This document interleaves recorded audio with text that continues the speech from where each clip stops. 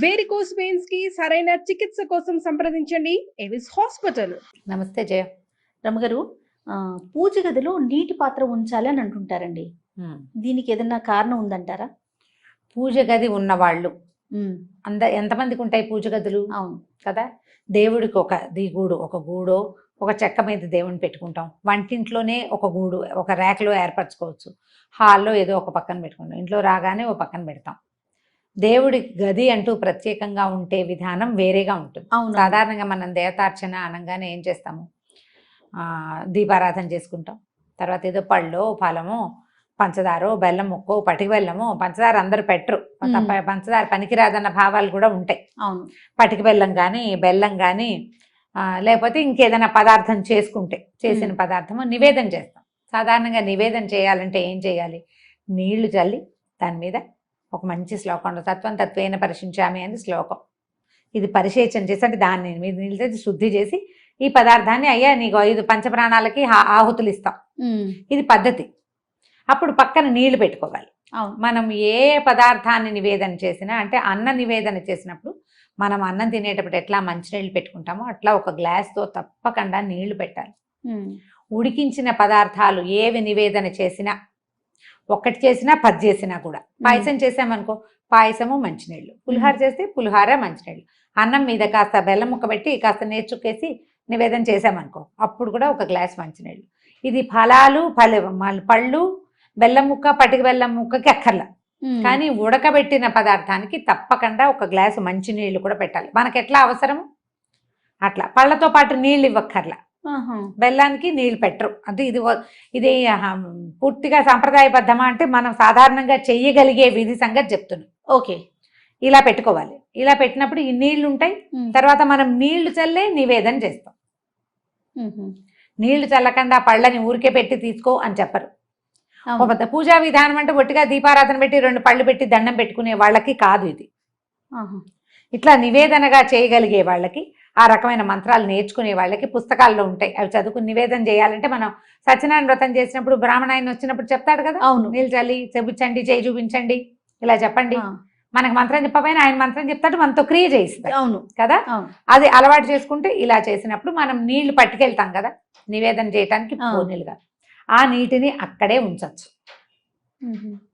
నీళ్లు జీవనాధారం.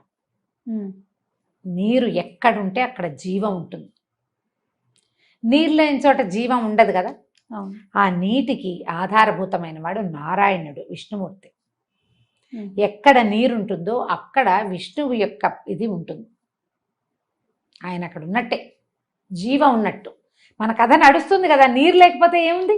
పక్షులు కూడా నీటి కోసం వలసపోతాయి వెతుక్కుంటూ, జంతువులు నీటి కోసం వెతుకుతాయి. మనము నీరే కదా మన జీవనాధారం. గాలి ఎంత అవసరమో నీరు కూడా అంతే అవసరం. నీటిలో ఉండేది గాలే కొంత. అవును అవును కదా. కాబట్టి ఈ నీటిని ఇలా గనక దైవం ఎక్కడ పెట్టుకుంటామో అక్కడ నీటిని గనక ఉంచితే అక్కడున్న జీవశక్తి వృద్ధి అవుతుందని ఒక నమ్మకం. ఓకే, మనం ఈ పట్టుకెళ్ళిన నీళ్ళు అక్కడే ఉంచేస్తాం. రేపొద్దున మళ్ళీ ఆ నీళ్ళు తీసేసి ఫ్రెష్ నీళ్ళు పెట్టుకుంటాం. నివేదన చేసేసాక పళ్ళు తెచ్చేసుకుంటాం, కానీ నీళ్లు తీసుకురాం. నీరు అక్కడే ఉంటుంది. మనం నీళ్ళు చల్లడానికి పట్టుకెళ్ళామా? ఈ పట్టుకెళ్ళేవి రాగి పాత్ర అయితే దాంట్లో ఒక తులసి దళం కానీ వేసి కనుక, నులతలు లేకపోయినా పర్వాలేదు, వేసి పెట్టుకుంటే మర్నాడు పొద్దున నీరు తాగచ్చు కూడా మనం.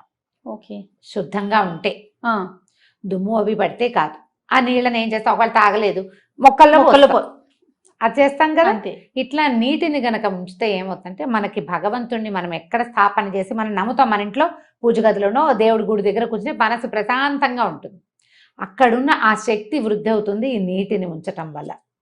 ఒకవేళ మనకి ఇలా అవకాశం లేదు, గది లేదు, కింద కూర్చునే వీలు లేదు, ఎక్కడో గోడకు ఒక చెక్క పెట్టుకున్నాము, దేవుడి పటాలన్నీ పెట్టుకుంటాం.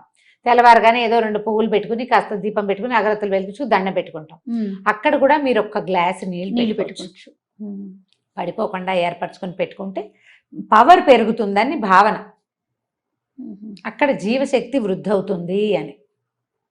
అవకాశం ఉంటే పెట్టుకోండి, అవకాశం లేకపోతే మనస్ఫూర్తిగా ఒక నమస్కారం చేయండి. ఎందుకు పెడతారు అని చెప్తున్నాం, కానీ పెట్టి తీరవలసిందేనని మాత్రం లేదు. ఓకే, పెట్టాల్సిందే అని కాదు. పెట్టుకుంటే మంచిది, మీకు కుదిరితే పెట్టుకోవచ్చు. మీ ఇంట్లో అలవాటు కూడా ఉంటే. లేనిపోని అలవాట్లు చాదస్తాలకి దిగద్దు, కాంప్లికేటెడ్గా చేసుకోకండి లైఫ్ని. అక్కడ అవకాశం లేదు, నీళ్ళు ఏదో పెట్టకపోతే కొంప అయిపోతుంది. మునిగిపోతుంది అలా అనుకోదు. అలాంటి భావాల్లోకి వెళ్ళదు. నేను ఏ పాయింట్ చెప్పినా మిమ్మల్ని చాదస్తాల వైపు, పాత పద్ధతుల వైపు తప్పకుండా అది చేసి తీరాలనే భావాల్లోకి తీసుకెళ్ళటం లేదు. ఆ ప్రయత్నం చెయ్యను నేను. మీకు అవకాశం ఉంటే చేసుకోమంటారు. చేయండి, ఆసక్తి ఉంటే. ఒకవేళ మీరు పెట్టదలుచుకున్నారు, మీకు అవకాశం ఉంది, ఇంట్లో పెద్దవాళ్ళు వద్దన్నారు అనుకోండి, అప్పుడు పెట్టద్దు. మన ఇంట్లో అలవాట్లేదు, ఇప్పుడు నీళ్ళు పెడితే ఏవేవో వస్తాయి, ఏం అవదు, మంచే. కానీ వాళ్ళు వద్దు అంటున్నప్పుడు ఎందుకు? వద్దంటున్నప్పుడు చెయ్యొద్దు. దాని బదులు ఇంకొకటి చేయొచ్చు, చెప్తాను. మన వాకిట్లో కానీ, మేడ మీద కానీ, మన బాల్కనీలో కానీ పక్షులు తిరుగుతూ ఉంటే ఈ ఎండాకాలం రోజు ఒక బౌల్తో నీళ్ళు పెట్టండి. భగవంతుడి దగ్గర పెట్టిన దాంతో సమానం. జీవాలకి మనం నీరిస్తున్నాం, మరి నీరే జీవనాధారం అని చెప్పుకున్నాం కదా. ఆ నీటిని ఇచ్చినందుకు భగవంతుడు మనని కరుణిస్తాడు. ఇది గొప్ప సహాయంగా పరిణమిస్తుంది. ఎలా దేవుడి దగ్గర నీళ్లు పెడితే ఫలితమో, పక్షులకి నీరు పెట్టినా కూడా అంత మంచి ఫలితం కూడా లభిస్తుంది. ఆహారం వేయకపోయినా పర్వాలేదు, అవి పురుగులో ఒడ్లో ఏవో ఒకటి వెతుక్కుని తింటాయి. నీటికి ఆవురావురు అనిపోతూ ఉంటాయి, మనలాగానే అవిను. అవును. వాడు ఎండలేని చోట కొంచెం నీరు పెట్టండి. ఒకవేళ అలా కుదరనప్పుడు ఇలా చేసుకోండి. ఇది మంచిది, మనకు ప్లస్ అవుతుంది, పాజిటివ్ ఎనర్జీ. అది అవకాశాన్ని బట్టి చేయండి. దీన్ని అయితే ఎవరు కాదనేది కాదు కదా. ఎవరు కాదంటారు కదా, అది పెద్దవాళ్ళు కాదంటాం. మన ఇంట్లో అలవాట్లేదు, మనకి లేదు, లేనిపోని చాదస్తాలకి వెళ్ళొద్దు, అలాంటి అలాంటివి ప్రశ్నలు ఏమి ఉండవు. ఉండకుండా ఉంటుంది. ఇది మంచి పద్ధతి. సూపర్ అమ్మ గారు, నమస్తే అండి. నమస్తే చేయ.